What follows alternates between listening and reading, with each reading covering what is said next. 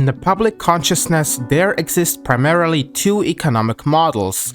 On one side, there is capitalism, with its emphasis on free markets and entrepreneurship, and on the other side, we have socialism with its planned economy and focus on social welfare programs. As history has shown, the believers in these two models have had their fair share of conflict against one another, and this battle between these two titans of economic models is prevalent to this very day. And it would seem like these two economic models are in no way compatible with one another, like they are destined to be in conflict for centuries to come.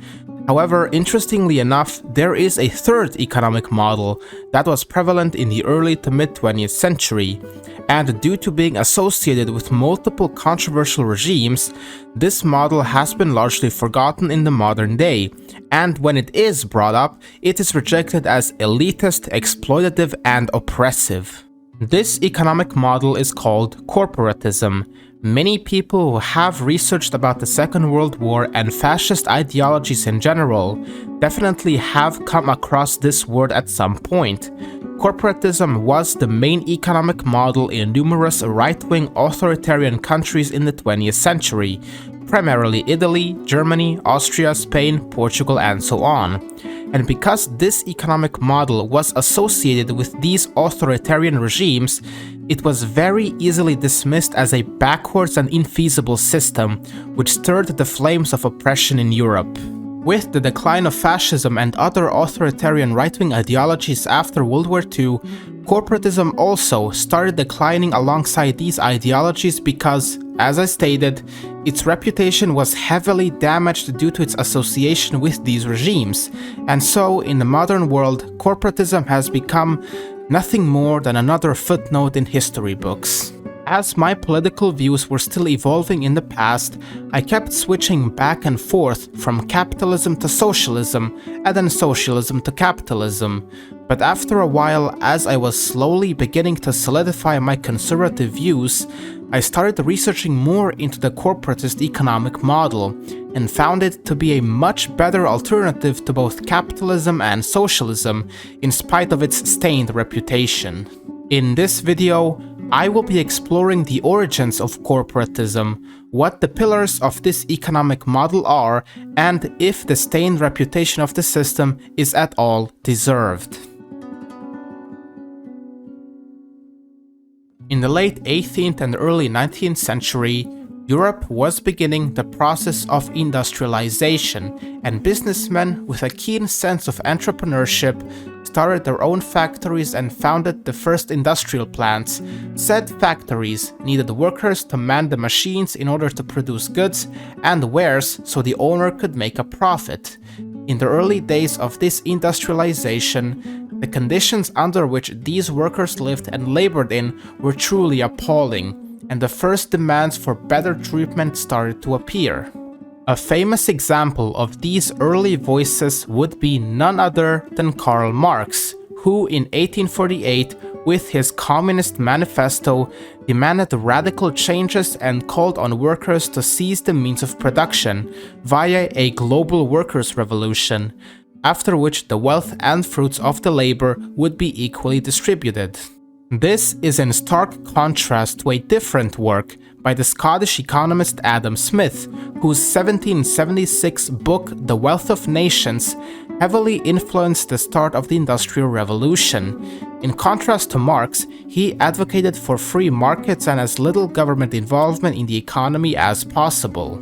It has to be taken into account, however, that Smith and Marx were alive during completely different times in history, and that their respective ideologies were therefore heavily influenced by the world they lived in. Smith, for example, was born in 1723 and died in 1790, which rendered him unable to see and reflect on the impacts of his ideas, whilst Marx was born in 1818, with him seeing the many problems and the injustice of industrial capitalism. Corporatism started to emerge as an idea in the 1880s and 1890s, a few years after Marx's and a century after Adam Smith's death, and therefore it had the power of hindsight compared to the other economic models. This model was heavily influenced by the papal encyclical Rerum Novarum, which was issued by Pope Leo XIII in 1891. In this publication, the Pope criticized the, quote, misery and wretchedness pressing so unjustly on the majority of the working class, whilst he also rejected socialism and affirmed the right of private property. And so, the idea of corporatism was born. The term corporatism comes from the Latin word for body, corpus, and it is no coincidence that it was named after this exact word. According to the theories of corporatism, an economy should work the same way as a human body, with the organs representing the various industries and parts of the economy, and only if they work together can they make sure that the body, i.e. country, stays alive. If we look at capitalism and socialism, we can see that in both systems there is a hint of class conflict, where a certain economic class, whether high, middle or lower, dominates the rest of the classes. In capitalism, it is the high-ranking class that dominates over both the middle and lower working classes, and in socialism, it is the lower working classes that exert their influence in unions over the higher and middle classes. But in the theories of corporatism, class conflict will only make the country and economy unstable and inefficient, as these classes struggle for power over the other. Corporatism believes that in order for an economy to be stable, there needs to be harmony among the working classes, with all three working together in order to ensure prosperity for their nation. Let's say, for example, you have construction workers and architects. The architects make sure to lay out the plans on how a building should be constructed, and the construction workers are the ones who build the building and the foremen supervise their work. If there is conflict between these groups, the building will certainly never be able to be built, or at least will take much longer. Without the architects, the construction workers will not know the layouts and how to build, while the architects, despite having the blueprints, can never build the building on their own. It is only when both groups learn and realize that they are both dependent on each other and choose to cooperate can the construction project be realized, the same exact way organs cooperate and work together in order to keep the body healthy. And this is the core pillar of corporatism, choosing to promote class cooperation rather than class conflict, where all three classes realize that they need the other classes in order to function properly and efficiently, unlike class conflict, where the working classes are engaged in a constant power struggle. Corporatism seeks to end class conflict once and for all, and bring harmony and prosperity to all three working classes. Just as in socialism and capitalism, corporatism as well has its own subunits with varying beliefs, but in the end they all follow the basic and core pillars of the corporatist economic system. A lot of these corporatist subunits emerged long before the rise of extreme right-wing and fascist states in Europe. The idea of liberal corporatism emerged during the 19th century in the United States and has been attributed to English liberal philosopher John Stuart Mill. According to his ideas of liberal corporatism, the state should not completely disregard the idea of capitalism, but rather have the higher working class focus more on recognizing the needs of their employees rather than focus on making large profits off their backs. And then, of course, you have fascist corporatism. The vast majority of fascist regimes in the 20th century used corporatism as their main economic system, most notably the Kingdom of Italy, which was the first fascist state to adopt corporatism. However, the main difference between fascist corporatism and the original idea of corporatism is that the state would incorporate every single corporate interest. In the early 20th century, corporatism was mainly practiced and promoted by Catholics.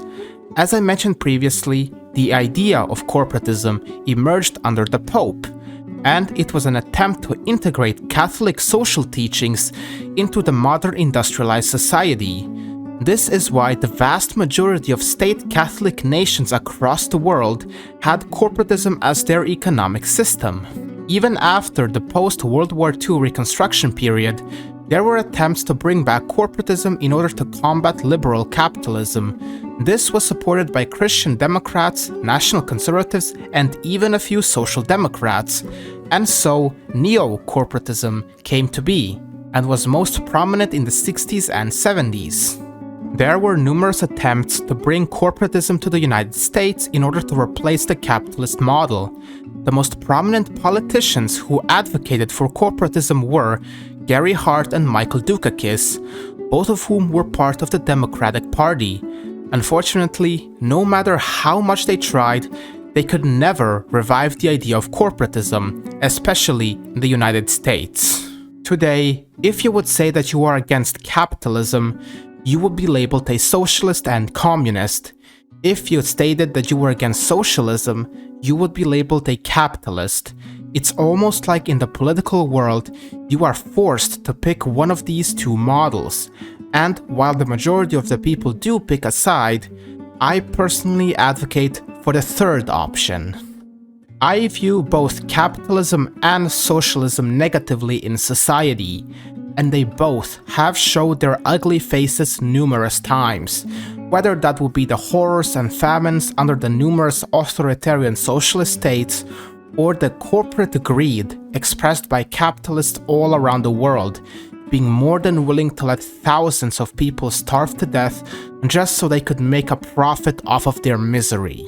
It's time for the people to realize that there is, in fact, a third option, that the only way to combat both capitalism and socialism is through corporatism and class cooperation. And despite corporatism being relatively forgotten in the modern world, I am never going to give up the battle. Capitalism and socialism may have driven corporatism into the ground, but as long as there are staunch believers in it like myself, the battle will never be lost. Hello there, my dear viewer. Thank you so much for watching this video. It truly means a lot to me. If you liked what you were watching, why don't you go ahead and subscribe and turn on the bell? That way you will be notified every time a new video comes out, and you will be supporting my channel along the way. I would like to give a shout out to my channel member, Yi. Thanks to his support, it will keep motivating me to make more and more videos on the channel. And if you are also interested in becoming a channel member, then feel free to do so. You will have my eternal gratitude for that. Well, that is all. I don't want to keep you here longer than I have to. So goodbye for now, and see you all in the next video.